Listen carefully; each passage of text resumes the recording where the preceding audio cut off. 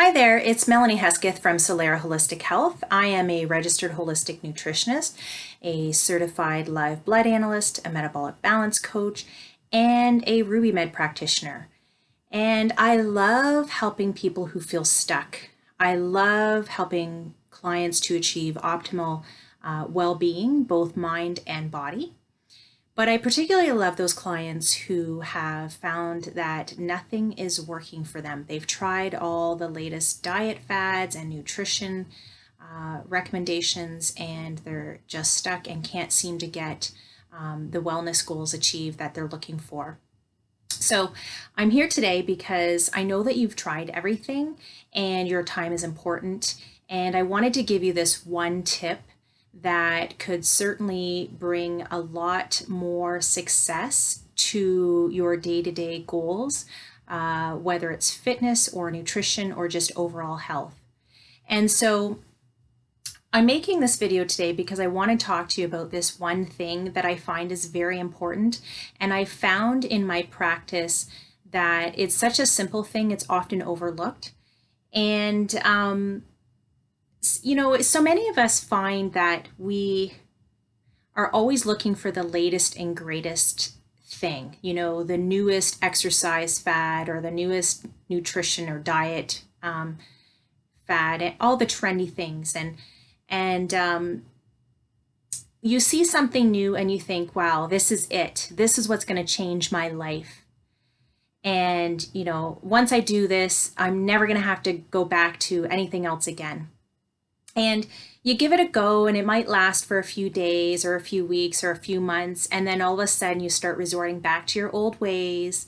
And before you know it, you're right back where you started, or maybe even worse, right? Who has been there? I see this a lot in my practice, so I know this is what tends to happen. So today I want to talk to you about how you have the power to put all of this to an end. It's possible to end that roller coaster, that vicious cycle of repeating, finding that next new, latest and greatest, and then falling right back to your old ways. And in fact, I would argue that if we all did this one thing every single day, that not only is it going to help you in your health and wellness, but it also will help in all areas of your life. And so the key is we need something to keep us motivated every day. And motivation is a big part of what I'm talking about today. But the problem is we're so stuck on looking for the latest and greatest that we all tend to have, or a lot of people tend to have, what I call shiny object syndrome. SOS, shiny object syndrome. We see something, ooh, exciting, and we think this is it, when really it's much simpler than that. What if instead of doing that, always looking for the next best thing, what if instead we put some energy every day into building a positivity practice? So not only will that help us keep track on our fitness goals, on our health goals, but building positivity in our daily lives will also help on all levels of our life, our relationships, our family, our friends, our own self-confidence. So creating positivity, it might seem like a woohoo thing, it may be way out there for you, but it's actually very practical. And all you have to do is continually surround yourself with things that keep you motivated, things that keep you energized, things that inspire you. And who doesn't want that? Who doesn't want to feel great every day, being energized and inspired, right? We all want that. So why don't more of us take the time to motivate ourselves, to keep ourselves inspired, to build this positivity practice every day? Why don't we? Well, I think it's because we're programmed to think that motivation is just something that happens. I think we're programmed to think that motivation, we're born with it or we're not born with it. And this is a big conversation that I have a lot in my practice with my clients, because so often they come in there and say, I'm just not very motivated this week, or I just seem to be losing my motivation. And what I like to explain is that motivation is a muscle It has to be worked out. It has to be, you have to work that muscle to make it stronger. And the more you practice motivation, the more your motivation will become stronger and work for you. So it doesn't just magically appear, and it's not just reserved for certain types of people.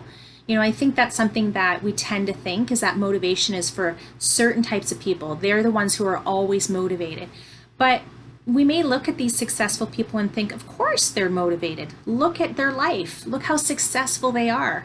But we never really stop to think about how. How did they become successful? How did they do that in the first place? And what things or what mindset did they have to take on to achieve this success and to keep them motivated? And I think that's something that we tend to forget about. So the truth is, motivation and positivity, it takes work, a lot of work. It takes patience. It takes consistency, a lot of consistency. And that's another thing that's big in my practice. Is I like to, coach my clients and tell them that, it's not about perfection. It's about being consistent. That's where the results come. So have you ever heard this saying, what you focus on becomes your reality? It's so true. It really is so true. So why not focus on the things that keep you motivated, that's going to get you closer to your goals, and that make you feel great? The most driven people I know, they are the ones who actually spend time on a daily basis listening to podcasts, reading books, or listening to audiobooks.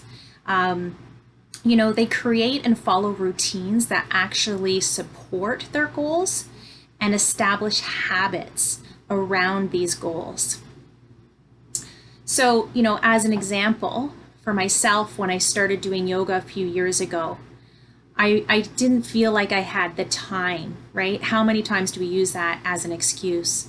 So one thing I promised myself was that I was going to put it in my calendar, and I block it off, and it's a reoccurring event in my calendar, and I do not schedule anything during my yoga. On occasion I have to, but I would say 95% of the time things do not get scheduled during my yoga time. And it's become such a habit that even my own mother knows that if we're going to do something, if I'm going to book her an appointment for a doctor, it's going to have to be after my yoga. And she's okay with that, and so am I, and I'm grateful for that. So that's a habit that had to become established, right? So how do you begin to practice this positivity? Well, it's really quite simple, and it starts very small. Start with only 5 to 10 minutes a day. Dedicate 5 to 10 minutes of your day to choose something that will motivate you, inspire you, and make you feel great. Could be something like a podcast or an audiobook or watching a video. We're so fortunate to have, the web for so many motivational videos as well. But starting your day off with one daily dose of motivation is going to set the tone for the rest of your day. And so it's always a good idea to try to start your day with something that will energize you. So I'd like to give you a few things that I personally do to keep inspired and motivated. And these things may not work for you, but they're good things for me. And I've created a list of about 8 items that really work for me. Now, these 8 things I don't use every single day. I may use a few of them on some days, and some days I might only use one. It's all going to be dependent on time and how I'm feeling. How's my emotions? What's my energy like? But most recently, the biggest thing that I'm doing is long walks in nature. The weather has been fabulous. I'm fortunate to live near trails with a lot of woods in my area. And so just taking the time to do long walks in nature really helps to ground me, and I find that it energizes me, clears my head, and gives me the energy to, carry on with my goals throughout the day. My second thing that I've been doing consistently for a few years now is yoga. And, like I said, when I first started doing yoga, I didn't feel I had the time. And now what I find is if I do miss yoga, I start to feel unmotivated, I don't feel as energetic. I even start to feel like I get a little bit on the blue side at times. And so yoga also has some meditation practice with it, the deep breathing. So that's really become very important for me, and it also keeps me loose and limber in my joints. The third thing that I find very helpful for myself is connecting with friends and family, building those relationships and doing things that bring joy. I think when we have our goals set, we tend to put all of the joyful things aside and think that we have to work really hard towards our goals. But one thing that we have to remember is that we have to enjoy that journey as we're on our way to our goals. And part of that is, reminding ourselves to spend time doing the things that bring us joy and spending time with those we love. Number 4 is vision boards. If you haven't done a vision board, I urge you to do a vision board. What you put out there, you attract. And it's a good way to connect with your inner child and find out what you truly desire, and then make those things happen, because what you put out there, you definitely attract back to yourself. Number 5 is gratitude, a gratitude journal or journaling. This is something that I do off and on. I'm not a really good consistent journaler, but when I do feel like I'm becoming unmotivated or I'm struggling with something, I find just even jotting down 5 things that I'm grateful for really brings back my gratitude for all the things that I have achieved in life, and brings me back to my motivation. Number 6, audiobooks. If you don't feel you have time, and of course that's just an excuse, we all have time, we all have the 24 hours in the day, but if you don't think you have time to read books, audiobooks are a great way to get in some motivation and inspiration. Myself, I have a 20-minute commute to and from work, so I like to take those 20 minutes and listen to an audiobook. Sometimes it's inspiration, and sometimes it's just fluff, something to take me out of this world and just bring me into a story. But if you're looking for a good motivational book, the most recent one that I would recommend is Mel Robbins' The 5-Second Rule. I found a lot of aha moments in there. If you find that fear is preventing you from getting on to your next goal, or if you find that fear is interfering with things in your life, The 5-Second Rule I highly recommend. Number 7, podcasts. We've got some wonderful podcasts available to us at any hour of the day. And actually, we have a local podcast, the Ultimate Health Podcast, with Dr. Jesse Chappis and Marnie Wasserman. Fantastic. They have amazing interviews with so many guests, and they cover so many different topics of health and wellness. I really urge you to check that one out. And my number 8 item that I personally use to help keep me motivated and inspired is watching different videos. I love Oprah Winfrey's Super Soul Sunday. That's a wonderful show to watch on a weekly basis to get some good, inspiring stories.